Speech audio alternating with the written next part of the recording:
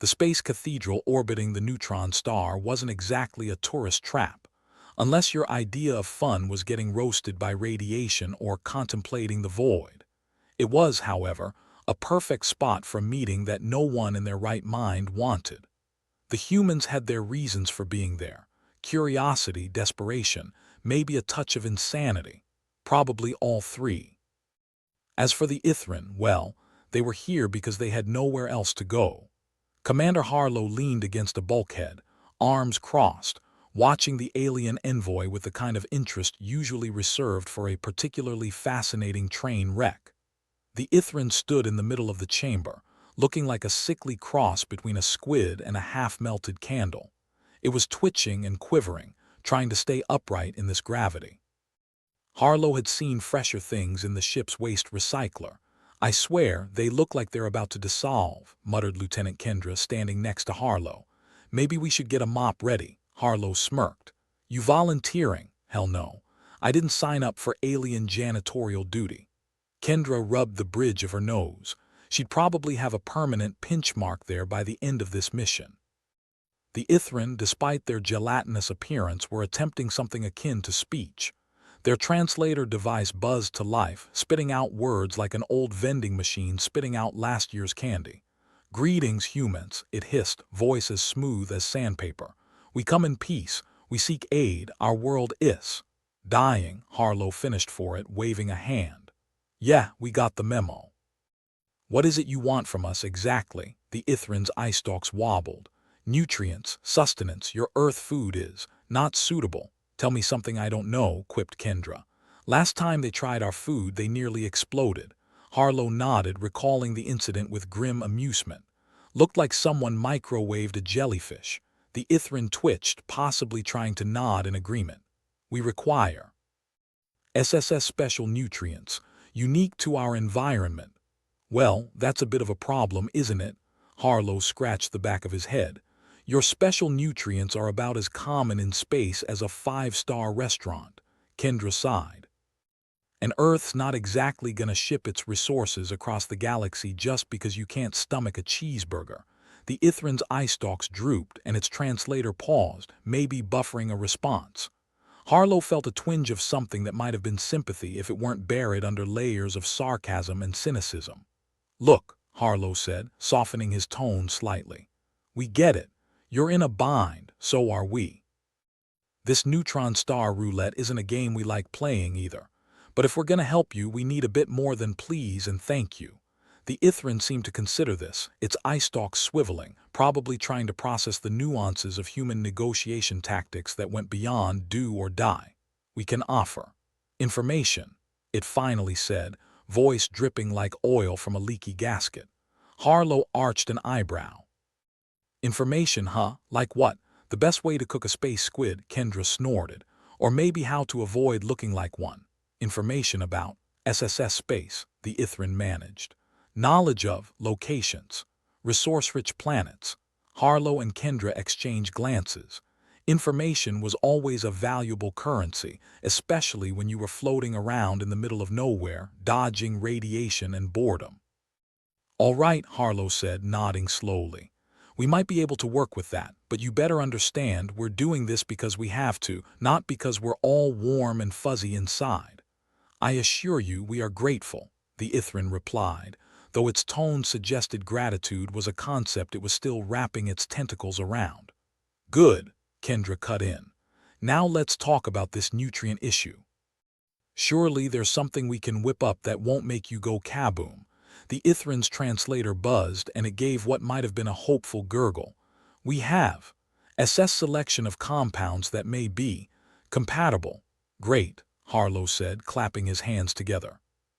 "Let's set up a nice little chemistry set and see if we can make a cocktail that doesn't end with you as a splat on the bulkhead." "How heartwarming," Kendra added dryly. "Nothing brings people together like mutual desperation." The Ithran made a gesture that might have been a nod or just gravity messing with its body again.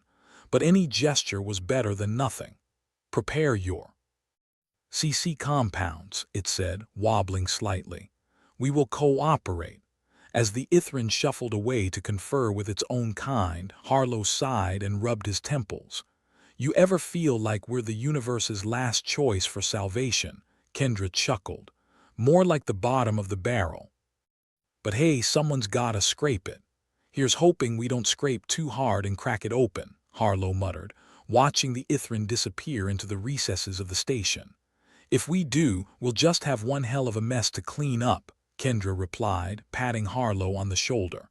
But that's what we're here for, right? Right, Harlow echoed, though the word felt as hollow as the void outside.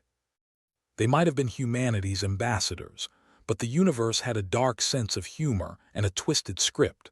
And somewhere, somehow, they were all just playing their parts. As the cathedral hummed with the neutron star's energy and the grim tableau of interstellar diplomacy unfolded, Harlow couldn't help but laugh. It was the kind of laugh that came from knowing you're standing knee-deep in cosmic irony. "Let's go make some friends," he said, heading down the dimly lit corridor. Kendra followed, grinning. "Or at least try not to make any new enemies.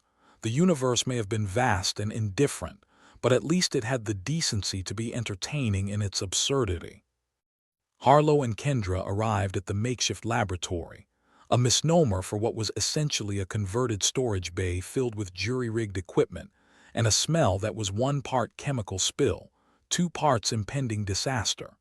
If the universe had a funny bone, it was laughing its cosmic ass off at their expense.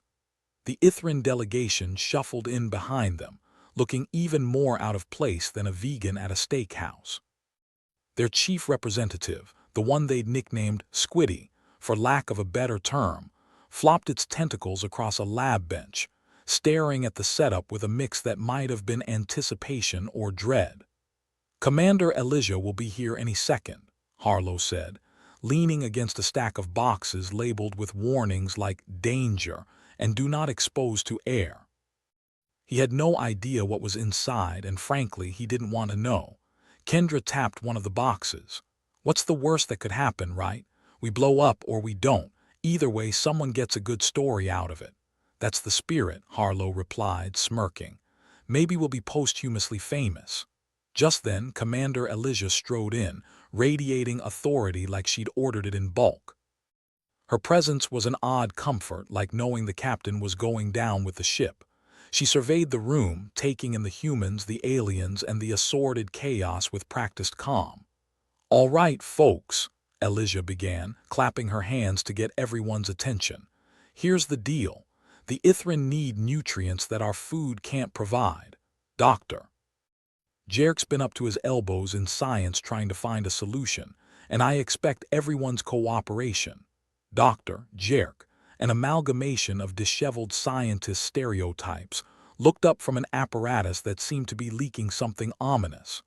"It's a real challenge, you know," he said, addressing the room like a man trying to sell snake oil to a bunch of snakes.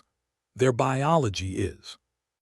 "Perplexing, perplexing," Kendra echoed, giving Harlow a sideways glance. "Science talk for we're screwed," Harlow chuckled. "Better than hopeless, I suppose." Dr. Jerk adjusted his glasses, smudging them further.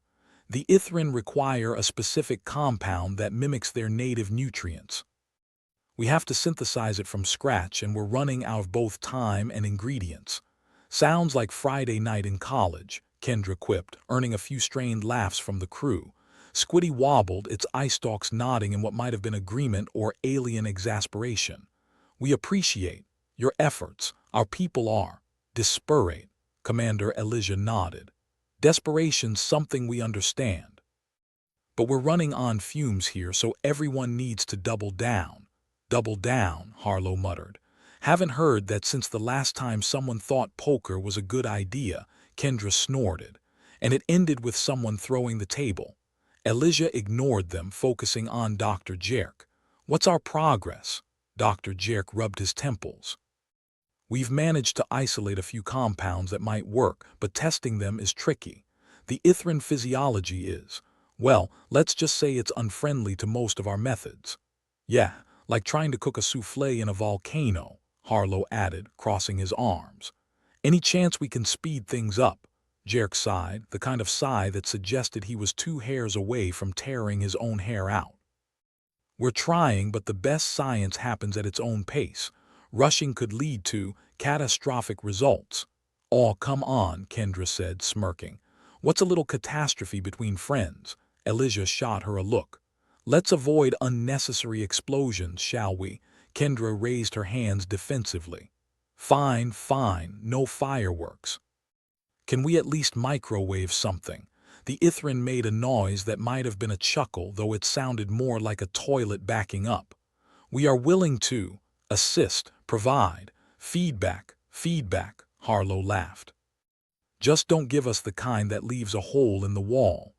"You know," Kendra said, leaning against another suspect piece of equipment, "when I signed up for this gig, I thought I'd be exploring the stars, not playing chef to a bunch of space calamari." "Such is life," Harlow replied, shrugging. "The universe never quite delivers what it promises."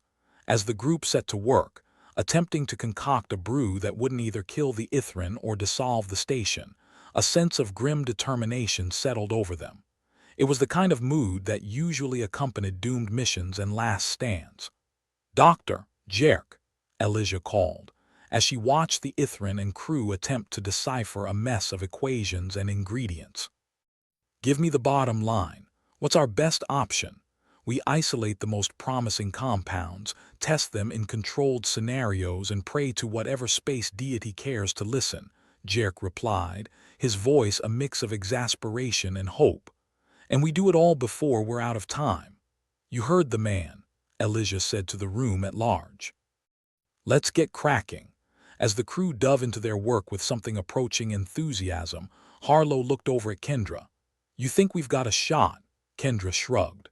"We've got a shot of making history, whether it's the good kind or the kind that ends with our names in the Never Try This manual is up to us. Leave it to us to make the impossible seem endearingly stupid," Harlow replied, suppressing a laugh. They worked in tandem, humans and aliens, a bizarre orchestra of desperate hope and patchwork science. Every now and then, a piece of equipment would spark, or an alien would gurgle something unintelligible, and they'd all pause, waiting for the universe to decide whether it was amused or annoyed. "How's it going over there, Doc?" Kendra called, wiping a smear of something dubious off her uniform. Jerk was neck-deep in a mess of test tubes and bubbling vials. "Just about ready for a first trial," he called back. "Assuming nothing spontaneously combusts." "Spontaneous combustion," Harlow mused. "Sounds like a bad band name." "Or our fate if this doesn't pan out," Kendra added, rolling her eyes. With a flourish that suggested he might have missed his calling as a magician, Jerk produced a vial of something that glowed with an unsettling green hue. "Here we go," he said, holding it up like a trophy. "Our best shot at a Ithran-friendly nutrient cocktail." The Ithran approached cautiously, eye stalks focusing on the vial with what might have been nervousness. "This will not harm us." "Only one way to find out," Harlow said, though his voice carried more confidence than he actually felt.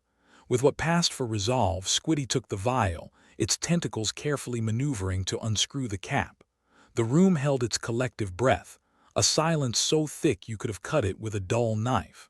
"Moment of truth," Kendra whispered, and they all watched as the Ithran ingested the concoction. Time stretched, each second an eternity. The Ithran wobbled, its eye stalks twitching with uncertainty. Everyone waited for the other shoe to drop or for the alien equivalent of a burp, whichever came first. Slowly, the Ithran straightened, its eye stalks leveling off as if in contemplation. "This is acceptable," it finally said, the translator spitting the words out with a static-laden sigh. A cheer went up, a ragtag victory cry from a crew that knew better than to count chickens before they hatched, but they'd take their small wins where they could get them. "You're a genius, Jerk," Elijah said, clapping the scientist on the back hard enough to almost knock him into his bubbling apparatus. Dr. Jerk grinned, looking as relieved as a man who just defused a bomb, only to find out it was a dud. "Luck, mostly. But I'll take genius if they're handing out titles." "Hey," Kendra said, flashing a rare smile. "Maybe we're not as hopeless as we thought." "Let's not get ahead of ourselves," Harlow replied, though his tone was lighter than it had been in weeks. "We've still got a long way to go." "True," Elijah agreed, her gaze sweeping the room. But at least we're on the right track. Track to what? Kendra asked, her voice a mix of curiosity and sarcasm. Elijah smirked.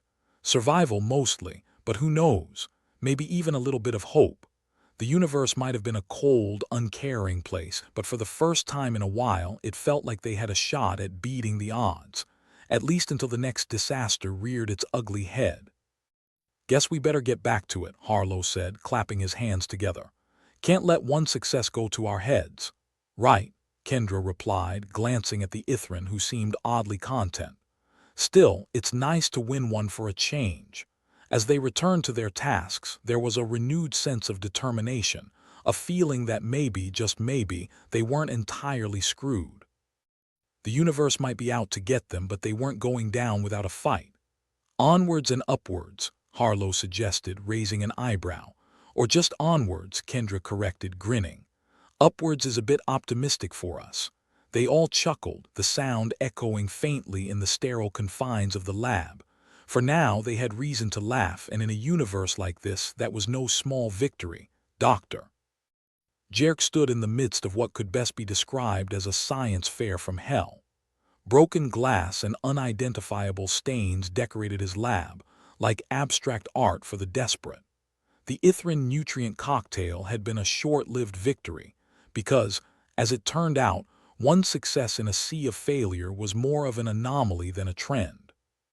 Commander Harlow leaned against a precarious stack of equipment, grinning like a man who knew better but would never admit it. So, Doc, how's it feel to be the one-hit wonder of intergalactic cuisine? Jerk gave a laugh that was more cough than chuckle. About as good as it felt the first time my soufflé collapsed. Kendra, ignoring the warning labels on a nearby box, tapped it with her boot. Yeah, but at least this time you didn't burn the house down. Give it time, Jerk muttered, staring at a new set of test tubes with the kind of weariness usually reserved for marathon runners on their last leg. We're running low on ingredients and the Ithran are getting antsy. Antsy, Harlow's eyebrow arched. Pretty sure they were born that way. With how they wobble around, you'd think they live in a perpetual state of unease, Kendra added, watching a passing Ithran whose tentacles moved with the grace of a drunken octopus. Commander Elijah strode into the room, exuding authority and a touch of exasperation. She surveyed the lab with a critical eye, nodding at the bubbling chaos as though it were a particularly unruly child. What's the latest, Jerk? We hit a wall, Jerk admitted, scratching his head in a way that suggested he might soon be bald. We synthesized the nutrients once, but we're missing key compounds. Elijah's lips thinned. And how long until we're out of time? Not long enough, Jerk said, his voice the oral equivalent of a resignation letter. If we don't find a substitute fast, we'll be hosting a funeral instead of a peace treaty. Fantastic, Kendra remarked. I've always wanted to be in a eulogy for a species I barely understand. Don't get too excited, Harlow said, chuckling. The speeches are notoriously dull. Meanwhile, the space cathedral hummed with an undercurrent of tension. As much as the humans and Ithran had managed to coexist, cultural exchange was proving trickier than anticipated. The Ithran, with their bizarre customs and habits, had begun to seep into human routines, like a spilled drink spreading across a table. Did you hear about the mess hall? Kendra asked, glancing at Harlow. They started serving some kind of Ithran-inspired goo, known affectionately as slime du jour, Harlow replied with mock enthusiasm. I hear it pairs nicely with despair. Not exactly the culinary fusion I was hoping for, Kendra said, grimacing. Tastes like regret and feels like a bad decision. Elijah clapped her hands, jolting them back to the grim present. Focus, team. We need solutions, not sarcasm. The line between the two is blurrier than you'd think, Kendra quipped, but she straightened up nonetheless. Jerk nodded, adjusting the settings on a centrifuge that looked ready to launch into orbit. We're exploring unconventional methods, desperate times, desperate measures, and all that. Unconventional, Harlow echoed, intrigued. What's that mean? Sacrificing a goat under a full moon. Close, Jerk said, not entirely joking. We're looking at genetic splicing. adding some Ithran DNA to Earth samples to see if we can mimic their homeworld's flora. That's either genius or suicidal, Kendra observed, smirking. You sure you're not a mad scientist? Jerk shrugged. Madness, genius, it's a matter of perspective. While the humans plotted in their makeshift laboratory, the Ithran were busy making their presence felt elsewhere. Their influence crept into corners of the space cathedral like mold where it was least wanted. I caught a couple of crew members trying to learn Ithran songs, Harlow said, shaking his head as though it were the first sign of the apocalypse. Songs, Kendra snorted. You mean the ones that sound like a blender full of wet socks? Exactly those, Harlow confirmed with a grimace. Apparently they're all the rage. Elijah leaned in. Let's not get distracted by musical differences. We've got bigger fish to fry. Or tentacles to feed, Kendra added, earning a half-hearted chuckle from the group. Meanwhile, Dr. Jerk had moved on to a new experiment, one that involved a strange, luminescent plant he'd procured from one of the Ithran. It glowed ominously, a bioluminescent warning sign if ever there was one. Careful with that, Doc, Harlow warned, eyeing the plant like it might sprout legs and run. Last thing we need is another sentient life form. Jerk grunted, focusing on his work with a fierce intensity. If it doesn't explode or eat us, it might just save the day. Setting the bar nice and low, I see, Kendra remarked, watching as Jerk carefully extracted a sample from the plant. Always, Jerk replied, shifting his gaze to the microscope. We're testing the plant's resilience to see if it can adapt to the Ithran's dietary needs, or if it's just another dead end. Harlow tapped his foot, his impatience a tangible force. We need a miracle, not another lesson in futility. Elijah crossed her arms, her eyes fixed on Jerk. Is this our last shot, Doctor? More like our last gasp, Jerk admitted, his shoulders slumping under the weight of expectation. If this doesn't work, we might have to start drafting obituaries. Perfect, Kendra sighed, running a hand through her hair. I've always wanted to put failed interspecies diplomat on my resume. At least it's never dull around here, Harlow said, trying to lighten the mood with limited success. As the minutes turned into hours, the tension in the lab grew thicker, the air tinged with the acrid scent of chemicals and desperation. Jerk worked tirelessly, the rest of the crew hovering like vultures over a particularly juicy carcass. How's the splicing coming along, Doc? Kendra finally asked, her voice tinged with the kind of hope one reserves for lottery tickets. Jerk glanced up, his expression unreadable behind smudged glasses. So far, so good, the plant's showing promise. Great, Harlow said, voice dripping with sarcasm. Should we start planning the victory parade? Hold off on the confetti, Elijah advised, though her eyes hinted at a glimmer of hope. We're not out of the woods yet. As if on cue, the plant began to shift, its hue changing like a mood ring on a teenager. The lab fell silent, all eyes on the glowing flora, half expecting it to spontaneously combust or sprout a mouth. Is it supposed to do that? Kendra questioned, her tone a careful blend of curiosity and dread. Not really, Jerk admitted, stepping back just in case. The plant continued its transformation, pulsating with an unsettling rhythm, as if it were learning to breathe in this new environment. When it finally settled, its luminescence had dulled to a gentle glow. Well, that's different, Harlow said, cautiously approaching the thing like it might bite. Think it's safe to test? We're about to find out, Jerk replied, cautiously optimistic. Let's see if our Ithran friends find it palatable. Elijah nodded, signaling the nearby Ithran representatives. All right, Squiddy, moment of truth. Squiddy wobbled forward, tentacle poised like a hesitant diner at a questionable buffet. With a flourish that would have made any showman proud, it sampled the plant, its eye stalks twitching in what might have been anticipation. A collective breath was held, the room teetering on the edge of a precipice formed of equal parts hope and dread. Squiddy's eye stalks settled, its body relaxing visibly as the tension in the lab dissipated. Acceptable, Squiddy declared, the translator catching up with its own sense of relief. Cheers erupted once more, the humans celebrating as if they'd just survived a particularly nasty bout of space flu. Jerk was lifted off his feet by a whooping Lieutenant Kendra who deposited him back to Earth with a grin. "You did it, Doc," she exclaimed, the aura of doom lifting slightly. Jerk, looking slightly dazed, nodded. "Guess I did, but let's not pop the champagne just yet." "Yeah, save that for when we're not one bad meal away from interstellar war," Harlow quipped. Elijah's gaze swept over the room, her expression a careful balance of authority and relief. "We've still got a long way to go before this alliance is solid," she reminded them. "But for now, we've bought ourselves some time. Precious commodity time," Harlow mused. "Almost as valuable as whiskey," Kendra chuckled, shaking her head. "Let's just hope we can keep spinning miracles from madness." "Madness is what got us this far," Jerk pointed out, a gleam of triumph in his weary eyes.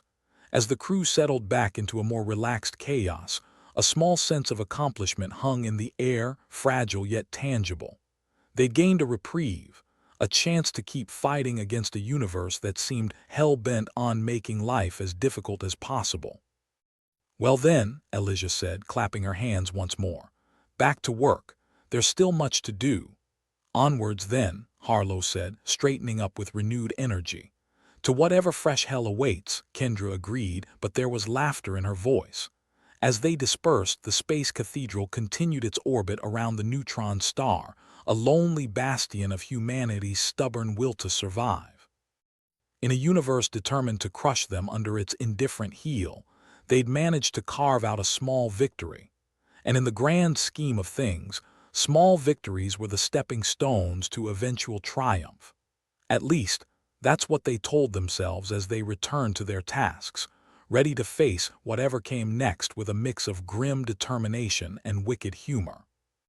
The space cathedral floated peacefully around the neutron star, the calm before the storm forming a deceptive tranquility. Inside, the atmosphere was anything but peaceful. Harlow leaned against a console, watching the latest breakthrough unfold, or at least he hoped it was a breakthrough and not another dud. The lab was abuzz with activity, a frantic dance of desperation laced with a sprinkle of hope. "Got a new contender for the Ithran food crisis," Jerk announced, holding up a petri dish like he was Moses with the tablet. "Meet the humble fungus. Straight from Earth and apparently more useful than half the crew, more useful than you, even," Kendra quipped, nudging Jerk with her elbow.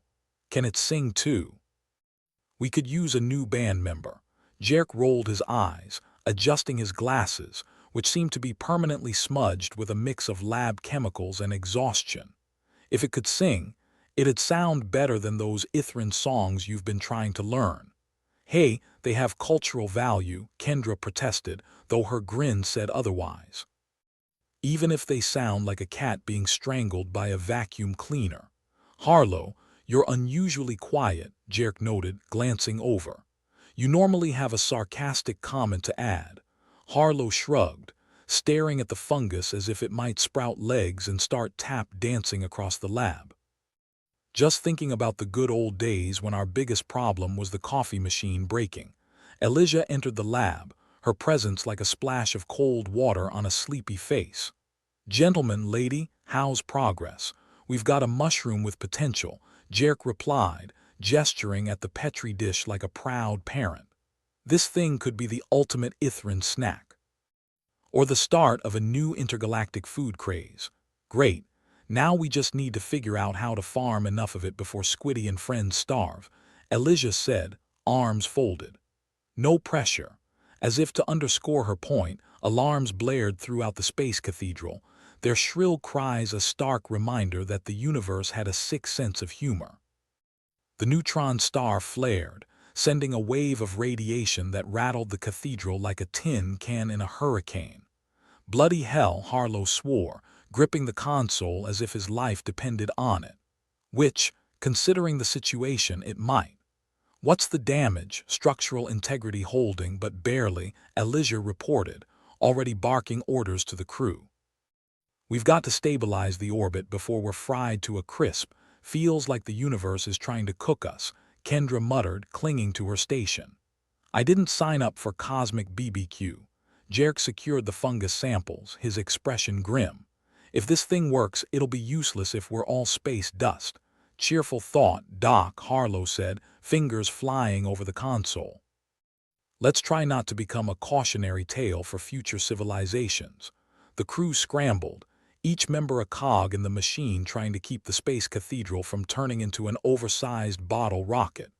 Warnings flashed across screens, each more dire than the last. The neutron star continued its tantrum, an unrelenting force of nature that seemed intent on making their lives difficult. Think we can sweet-talk the star into calming down? Kendra asked, more to herself than anyone else.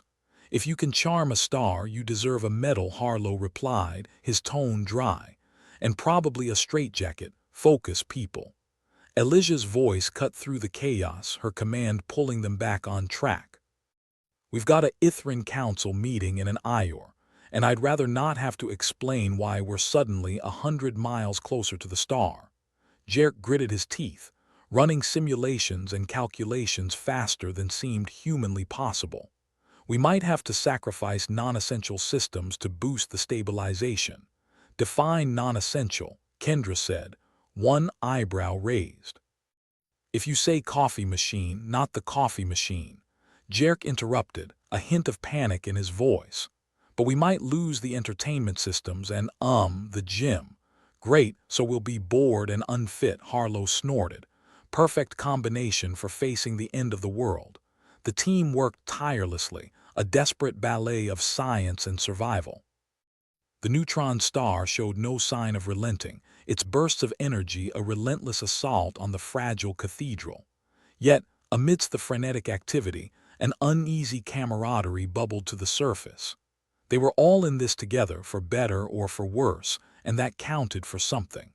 There, Jerk finally announced, wiping sweat from his brow, we've managed to stabilize our orbit. But we're sitting ducks if that star acts up again. Long-term solutions are a luxury we can't afford right now, Elijah said. Focus on the immediate. Get that fungus to the Ithran before they start eyeing us as dinner options. Squiddy drifted into the lab, its eye stalks swiveling in curiosity. The rest of the Ithran delegation followed, their mood a cocktail of hope and desperation. Greetings, human associates, Squiddy intoned, the translator device giving its voice an oddly metallic echo. We sense unrest. Just another day on the job, Kendra replied, flashing a smile that didn't quite reach her eyes. We've got something new for you all to try. Jerk stepped forward, presenting the fungus like it was a 5-star meal instead of a potential scientific miracle. This might just be the answer to your food problem, he said, crossing his fingers behind his back.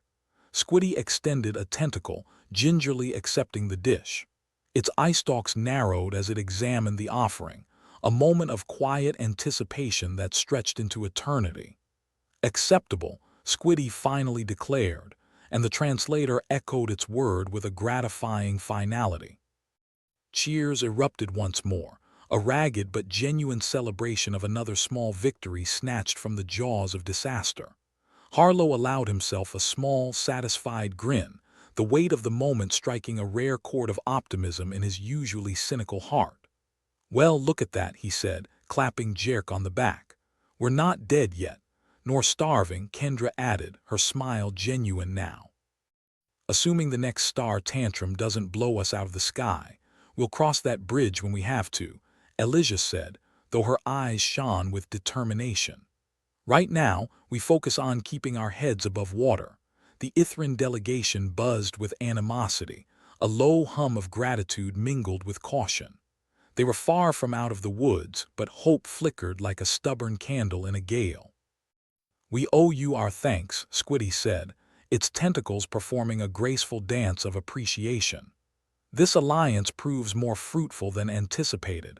Glad to hear it, Harlow replied, genuinely pleased for once. Now if we can just keep this tin can in one piece, we might just survive long enough to see how this all plays out. With the atmosphere in the lab a little lighter, the crew returned to their tasks, their spirits bolstered by the small reprieve.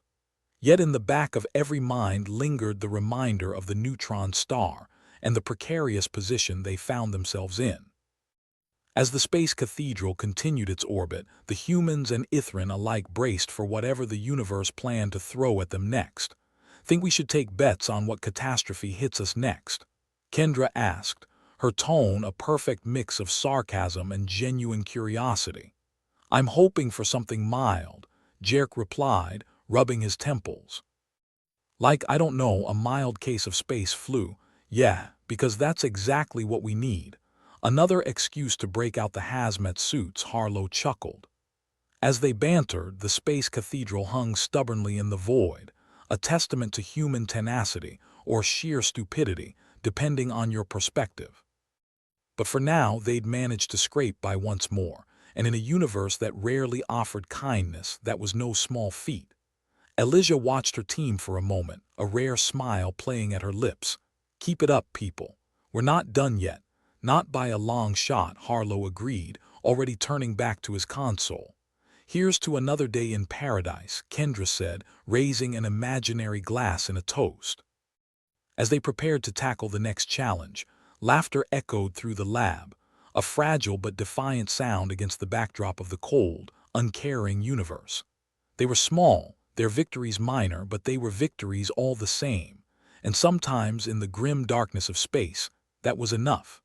The space cathedral groaned like an old man getting up from a too comfortable chair, a shrill whine echoing through its vast corridors. It was a sound no engineer wanted to hear, especially when orbiting a neutron star that seemed to have a personal vendetta against anything with a heartbeat. The cathedral's systems flickered with all the reliability of a candle in a hurricane, making the prospect of surviving another day seem more like wishful thinking than a certainty. Commander Elijah stood in the control center, her gaze fixed on a console screen pulsating with warnings. She rubbed her temples, trying to stave off the headache that had become her constant companion. "All right, everyone, gather round," she called, the authority in her voice barely masking her own exhaustion. "What's it today, boss?" Harlow asked, leaning with an air of practiced insolence against the console, as if his disdain for the situation might somehow stabilize the ship. "Another day, another disaster." "Oh, we're not just talking regular disaster," Elijah replied, sarcasm lacing her words like a shot of whiskey in coffee. "We're talking the kind that makes you wonder if this place was built by the lowest bidder." Kendra sidled up, crossing her arms. "I always thought we'd end up like this, doomed to die in a floating tin can with no hope of rescue. It's like an interstellar B-movie with bad CGI. Except with the special effects," Jerk added, adjusting his smudged glasses. "And the script sucks." Elijah sighed. "Here's the deal. The neutron star's flares are worsening. We're losing power at a rate that makes my hair stand on end." "Better get used to the frizz," Kendra muttered. "We'll be permanently electrified soon." Squiddy and the Ithran delegation drifted in, their mood as dim as the emergency lighting flickering above. Squiddy's eye stalks drooped, the universal sign of an alien species contemplating its imminent demise. "Your struggles are apparent, human associates," Squiddy intoned, its translator giving its voice a metallic rasp.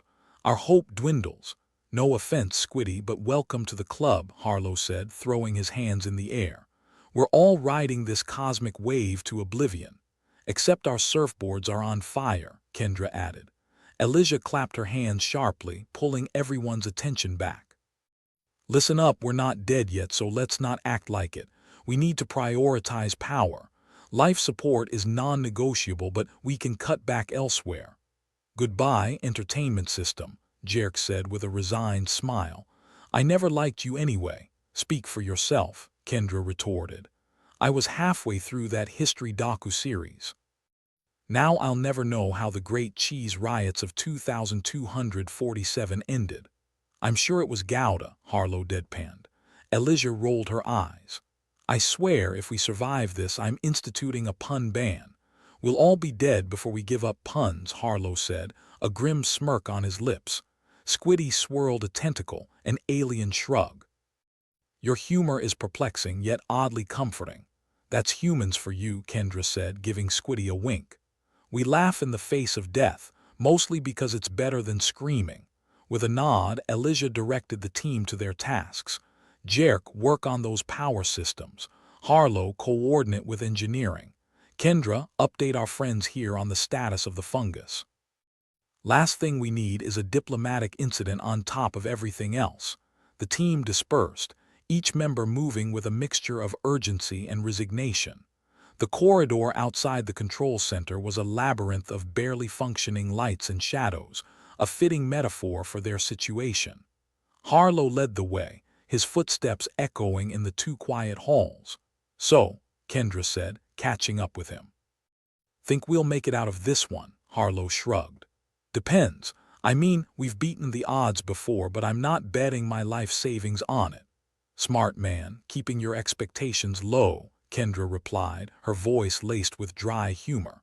As they reached the engineering bay, Jerk was already neck-deep in wires and consoles, a look of concentration etched on his face. "If we reroute through auxiliary systems, we might buy ourselves a few more Iors," he muttered, more to himself than anyone else. "Few more Iors," Harlow said, glancing over Jerk's setup.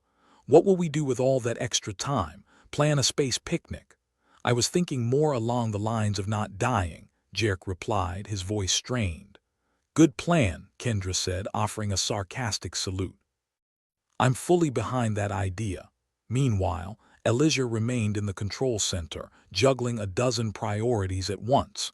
She was used to high-pressure situations, but this felt like trying to defuse a bomb with a butter knife. The Ithran delegation hovered nearby, their anxiety palpable. "Your efforts are commendable," Squiddy said, its translator attempting to convey sincerity. "Yet our resources dwindle." Elijah nodded, feeling the weight of Squiddy's words. "I know, we're doing everything we can. The fungus is promising, but it's not a miracle cure. We're strapped for time and luck." "We shall endure," Squiddy replied, though its tone suggested it was more of a hope than a certainty. Back in the lab, Kendra and Jerk were muddling through a stack of reports, most of which painted a grim picture.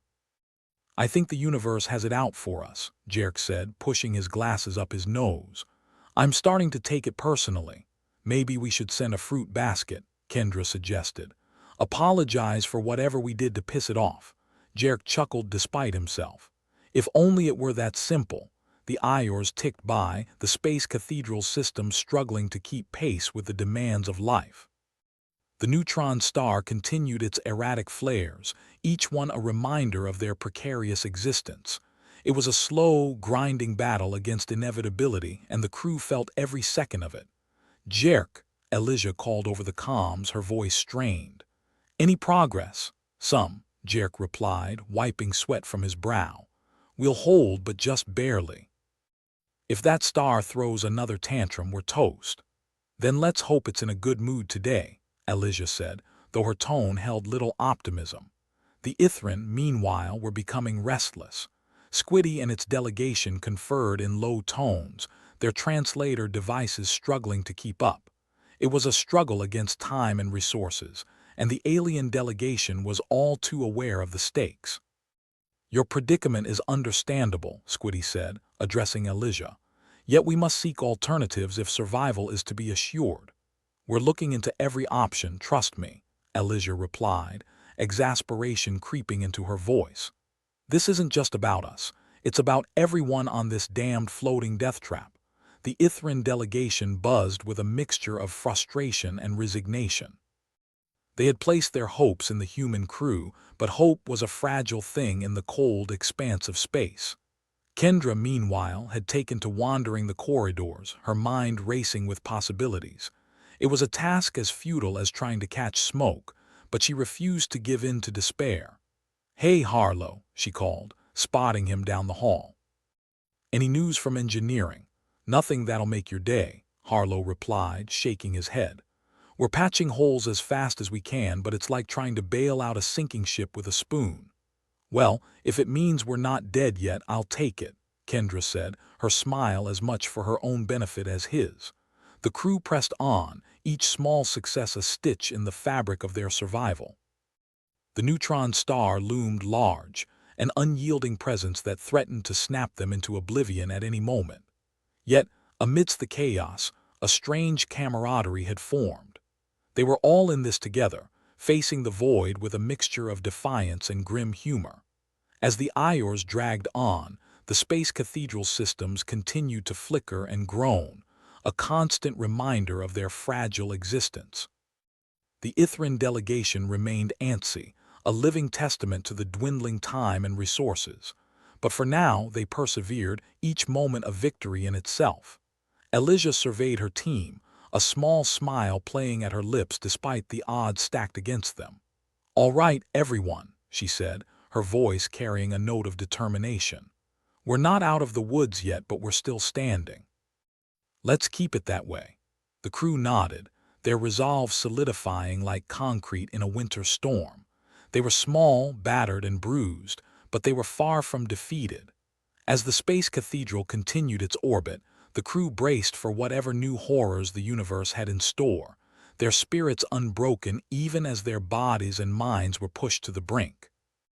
In the end, survival was its own kind of victory, and in the grim darkness of space, that was sometimes enough. In the dimly lit chaos of the makeshift laboratory, Jerk's fingers danced over the mess of tangled wires and battered consoles like a pianist performing for a crowd of critics. The tension in the room could have been cut with a knife, or maybe just a particularly stern glare from Elijah. Kendra hovered nearby, arms crossed, her expression bearing the usual blend of skepticism and deadpan humor that had become her trademark. "So, Jerk, how's our new recipe coming along? Whipping up a little alien smoothie?" Jerk snorted, his eyes glued to the screen flashing red alerts like a disco light with a bad attitude. "Yeah, Kendra, just a typical Saturday in the lab, making drinks that could either save a species or melt their insides. No pressure." "Good to know we're not overachieving," she replied with a smirk, glancing at the bubbling concoction in front of them. The smell was akin to what she imagined the inside of a space whale's stomach might resemble. With one last adjustment, Jerk leaned back, a satisfied grin creeping over his face like mold on a forgotten sandwich. "I think I've got something. The Ithran biomatter reacts with our synthetic proteins to form a stable nutrient compound." Kendra raised an eyebrow. Translation for those of us who only pass science class because we copied off the kid in front. "It means," Jerk said, suppressing a triumphant laugh, "we've got a nutrient substitute. It's not a full buffet, but it'll keep the Ithran from keeling over for a little while." "Great," Kendra said, clapping her hands together. "Let's feed the aliens, keep them alive, and avoid a diplomatic incident." "Sounds like a win, except for the part where we've got enough for maybe half of them. So what? We draw straws." Jerk's face fell slightly, the reality of their success dawning like a hangover after a cheap beer bender. "Yeah, that's the rub. We're playing space rationing roulette. Not everyone gets to eat. Why does it feel like this job description should have mentioned moral dilemmas as a key responsibility?" Kendra sighed, her cynicism doing a poor job of masking the genuine concern in her eyes. Back in the control center, Elijah was juggling more crises than usual, life support fluctuations, power rationing, and a crew that was about as cheerful as a funeral procession. The Ithran delegation was still lingering, their presence a constant reminder of the stakes involved.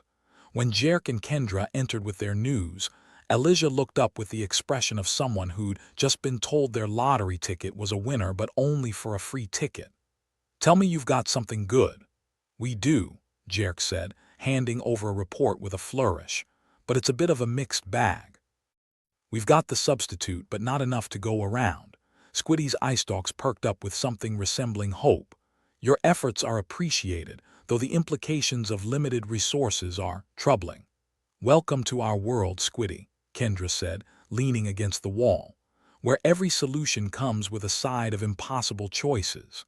Elijah ran a hand through her hair, making it look like a bird's nest after a hurricane. "All right, give me the details. How much do we have?" Jerk tapped his tablet, the screen lighting up with numbers that might as well have been a death sentence. "Enough for maybe half the Ithran delegation.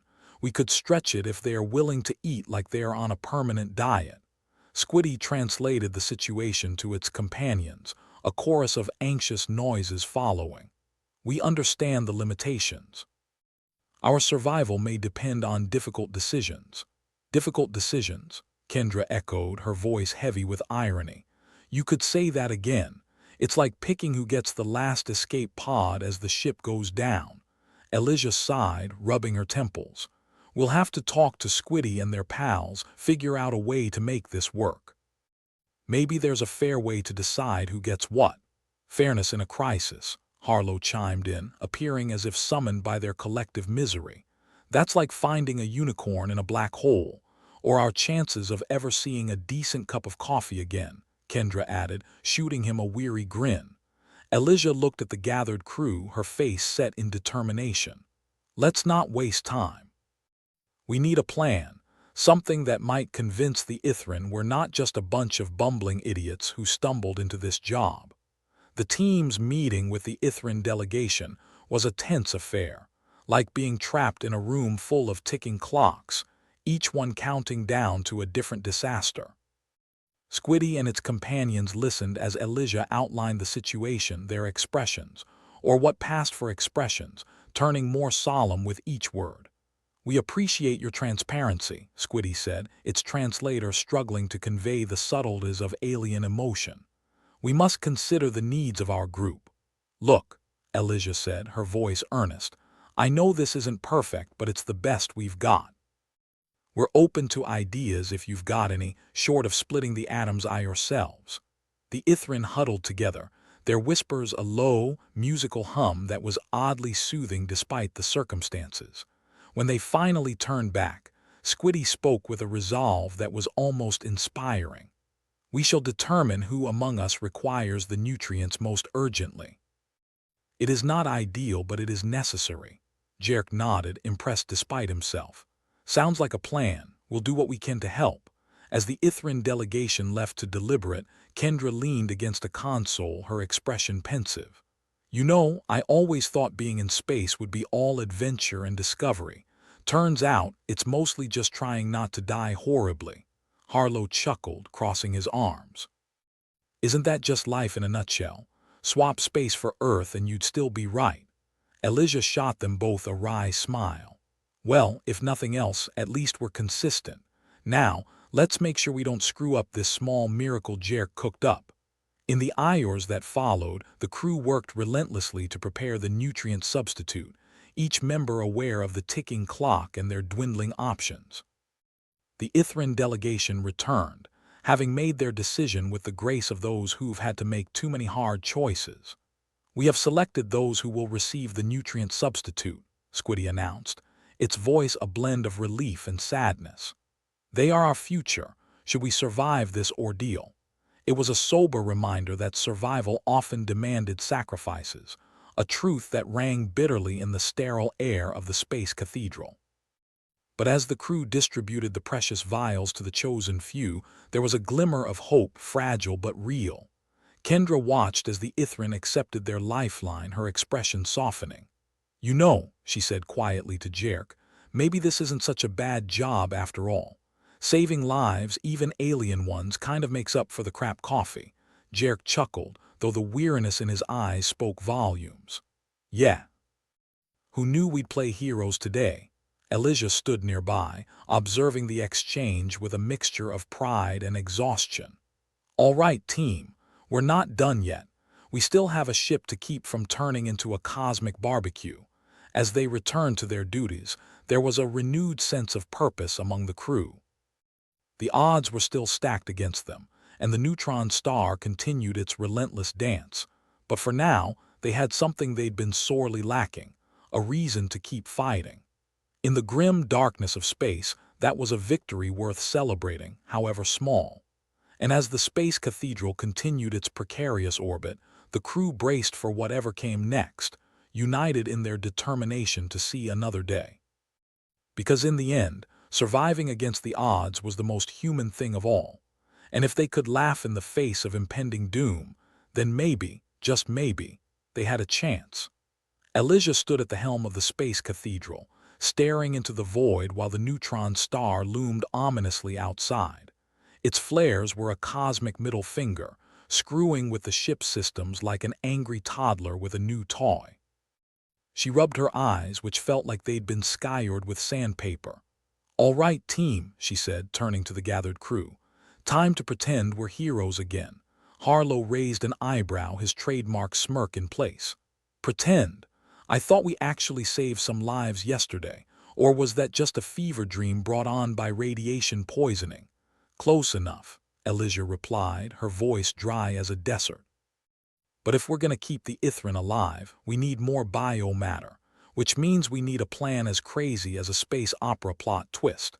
Kendra leaned against the nearest console, her expression a mix of disbelief and dark amusement. "Did you just say we need to dip our toes into the neutron star's orbit? Because I'd rather not barbecue my toes today."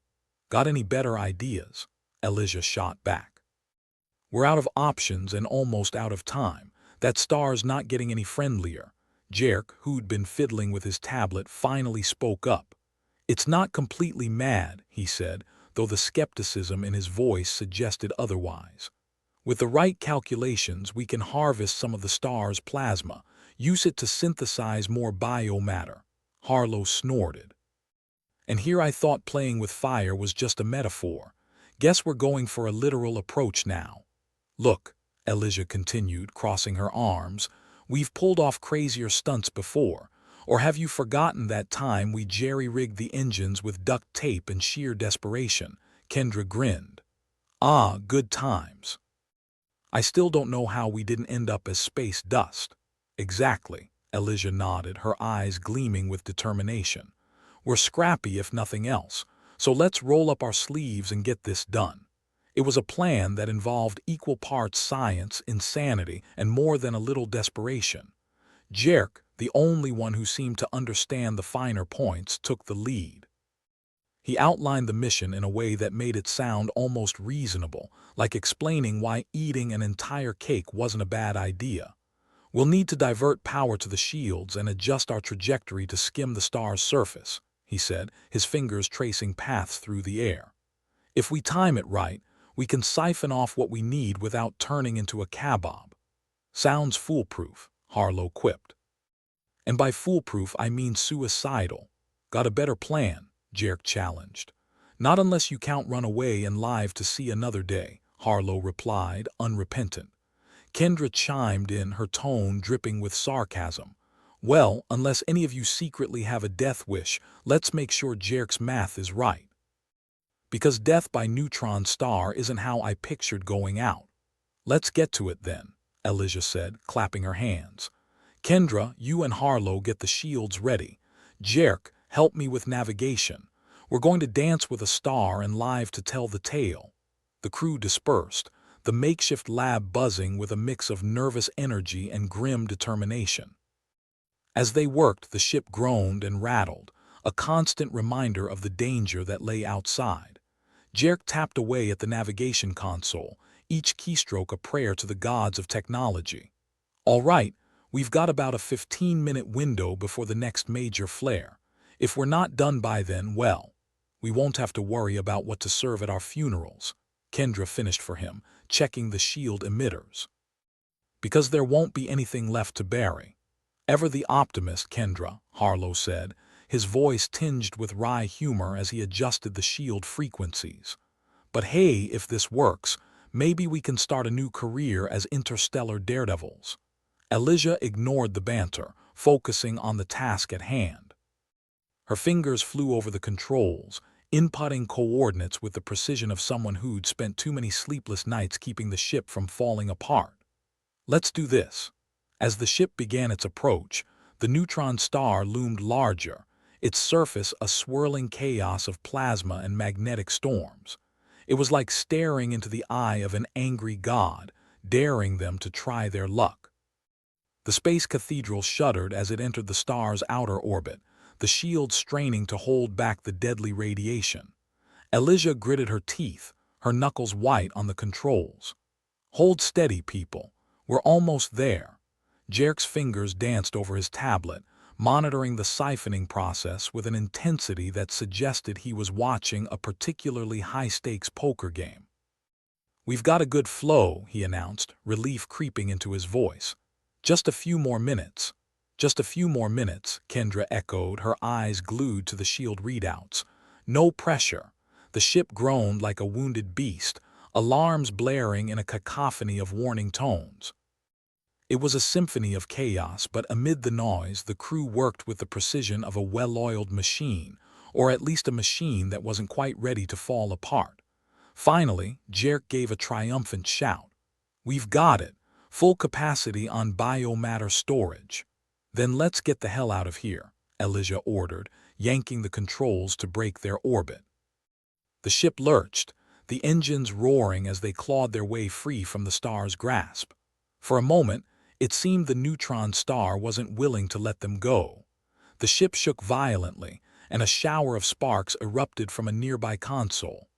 "Now would be a great time for a miracle," Harlow muttered, gripping his seat as if sheer willpower could keep them from being incinerated. Elijah's hands flew over the controls with a speed that bordered on desperation. She could practically feel the star's heat on her skin, the ship's systems screaming in protest. But somehow, against all odds, they broke free. The neutron star receded behind them, an angry red eye that slowly diminished to a pinprick of light. The space cathedral creaked ominously, but it held together, a testament to the crew's stubbornness and sheer bloody-mindedness. Elijah exhaled a breath she hadn't realized she was holding. "All right, folks, we did it. Who needs adrenaline when you've got us?" "Yeah," Kendra agreed, her voice shaky with the aftermath of nerves. "Though I don't think my heart will stop trying to escape my chest anytime soon." Jerk wiped sweat from his brow, his relief palpable. "We should have enough biomatter to sustain the Ithran until we find a more permanent solution." Harlow leaned back in his chair, his smirk returning. "See, told you we'd make it. We're too stubborn to die." The crew shared a moment of quiet victory, the weight of their success settling over them like a cloak. They'd faced down the universe and come out the other side, battered but unbroken. As they set course away from the star, the mood on the bridge shifted from tense to celebratory, albeit in a grimdark, sarcastic manner. Harlow raised an imaginary glass.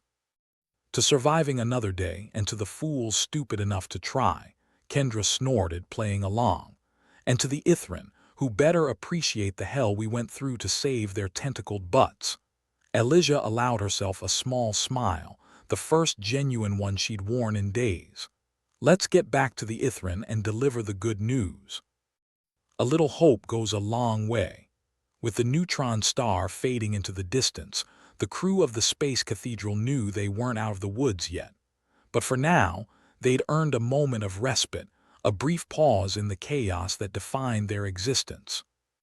They'd faced down the universe and lived to tell the tale, proving once again that humanity's greatest strength was its ability to endure, to laugh in the face of the abyss and come out swinging. Because in the end, it wasn't just about survival. It was about spitting in the eye of fate and daring it to do its worst. And if that wasn't a reason to keep fighting, then nothing was.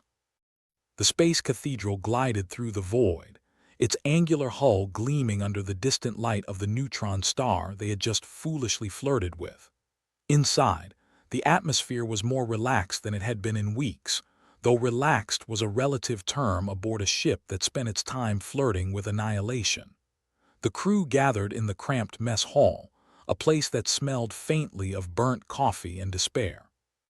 Commander Elijah stood at the head of the table, looking less like a war-weary leader and more like a stressed-out manager after closing time. "All right, folks, listen up," she began, her tone suggesting that listening up was less a request and more a thinly veiled threat. "Great speech already," Harlow muttered under his breath, leaning back in his chair with a smirk that had probably gotten him punched more than once. Kendra snorted, nudging him. "I'm just waiting for her to tell us we won a free vacation to another death trap." Elijah ignored the peanut gallery, pressing on. "We've managed to siphon enough plasma to create a sustainable supply of biomatter.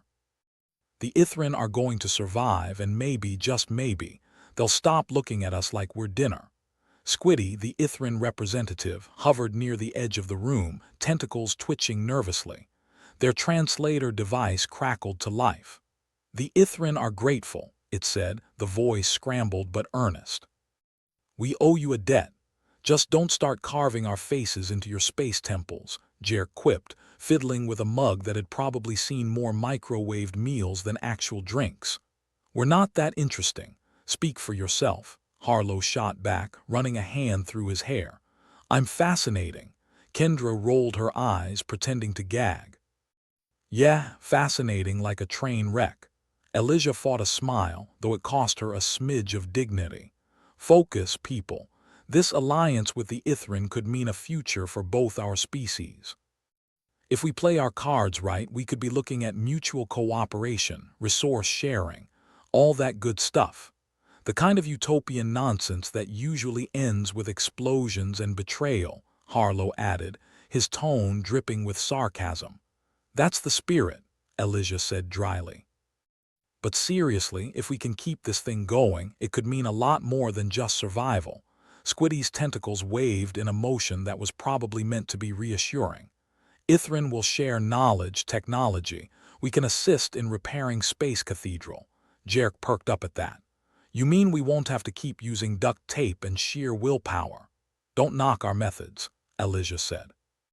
"They've kept us alive so far." Kendra looked thoughtful, which was always a dangerous sign.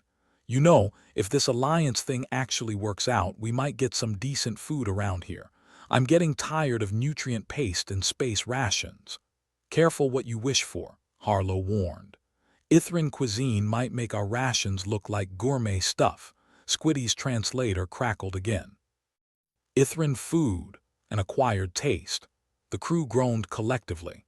Elijah shook her head, a mix of exasperation and amusement. "Well, at least we'll die with unique culinary experiences." They settled into an uneasy camaraderie, the kind that only comes from surviving near-death experiences together. There was laughter, banter, and a fair amount of mockery, but beneath it all was a thread of optimism, an unfamiliar strain for a crew used to living on the brink. Elijah leaned back, letting the chatter wash over her. She knew better than to think they were out of the woods.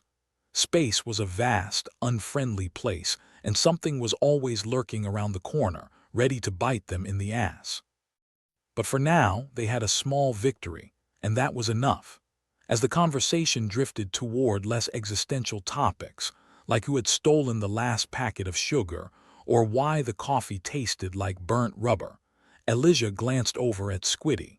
The Ithran representative had settled into a corner, multitasking with tentacles that moved like a ballet of spaghetti strands. The Ithran were strange, sure, but they were survivors, and Elijah could respect that.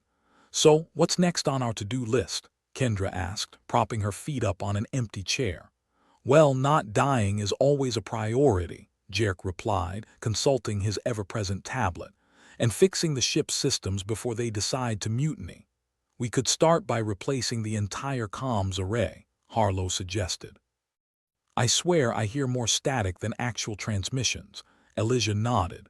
"It's on the list, along with about 1,000 other things. But first, we need to get back to the Ithran world and show them the biomatter works. And hope they don't decide to barbecue us instead," Kendra added, only half joking. "See, that's the spirit I like to see," Elijah said, her voice laced with sarcasm. Always looking on the bright side, the crew continued their orbit around the mundane tasks of survival, patching up what they could, improvising solutions where necessary. The neutron star was a fading memory, a thing of the past that had yet to claim them. For now, there were things to fix, problems to solve, and an alliance to forge. With the Ithran now able to thrive, the Space Cathedral became a symbol of hope, a rickety, barely functional symbol, but hope nonetheless. The ship had a newfound purpose, a chance to be more than just a rust bucket limping through the cosmos. As they prepared to return to the Ithran world, the crew found a strange sense of camaraderie growing between them and their alien counterparts. It was the kind of partnership that could only form between species desperate enough to trust each other. Elijah found herself sharing her command space with Squiddy more often than not. The Ithran's presence was oddly calming, a reminder that even in the darkest corners of the universe, there was room for unity. Ever get the feeling we're the punchline to some cosmic joke? Elijah asked one evening, turning to Squiddy as they navigated the star charts. Squiddy's translator word to life. Humor, universal language, but cosmic joke, perhaps a shared experience. Elijah chuckled, the sound genuine. Well, at least we're laughing together. The Ithran planet came into view, a blotch of green and blue against the starry backdrop. It was a testament to what was possible when two unlikely allies worked together, even if that work involved a dash of insanity. Harlow stood beside Elijah, arms crossed as he stared at the planet. Think they'll throw us a parade with our track record? We'll be lucky if they don't throw us in a stew pot, Kendra replied, though her grin softened the words. The descent was smooth, a minor miracle given the state of their navigation systems. The Ithran greeted them with a mixture of curiosity and anticipation, their bioluminescent forms glowing softly in the twilight. Elijah and her crew disembarked, greeted by a swarm of tentacles. Squiddy took the lead, translating introductions and formalities that sounded suspiciously like a lot of mutual back-patting. As the Iors passed, the crew and the Ithran mingled, exchanging stories and comparing notes on the universe's many ways of trying to kill them. The biomatter was a hit, as much as nutrient mush could be in any setting, and the Ithran seemed genuinely grateful. Harlow sidled up to Elijah, a smirk playing on his lips. You know, maybe we should do this more often. Saving species, making friends, not exploding. I'm all for the not exploding part, she replied, though your version of making friends might need some work. Kendra joined them, nodding toward the Ithran who were now animatedly discussing something with Jerk. Looks like they're hitting it off. Elijah watched the interaction, a strange warmth spreading through her chest. Yeah, it does. Maybe there's hope for us yet. The celebration was subdued, more a quiet acknowledgement of what they had achieved than a riotous party. But it was enough. The alliance between humans and Ithran was more than just a temporary truce. It was a sign that even in a universe determined to break them down, they could find ways to build something new. As the evening wore on, Elijah found herself alone, staring up at the alien sky. The stars were different here, but the feeling of insignificance was universal. She was just one person, one tiny speck, but tonight she felt connected to something bigger. The sound of footsteps, tentacle steps, brought her out of her reverie. Squiddy settled beside her, their bioluminescent glow casting soft shadows. Beautiful, their translator said, the sentiment plain and simple. Elijah nodded. Yeah, it is. Maybe the universe isn't all bad. Even in darkness, light finds a way, Squiddy said, sounding almost philosophical for a squid-like creature. True enough, she agreed, letting the silence stretch between them. The alliance with the Ithran was a beginning, a chance for both species to learn and grow. It wasn't a fairy tale, and it certainly wasn't guaranteed to last, but it was something. As the stars twinkled above, Commander Elijah felt the weight of her responsibilities lift slightly. There would be more challenges, more cosmic jokes to endure, but for now, they'd made it. They'd survived another day, and that was enough. Ready for more adventures? Harlow's voice called from the shadows, ever the troublemaker. Elijah smiled, a genuine smile that reached her eyes. Always.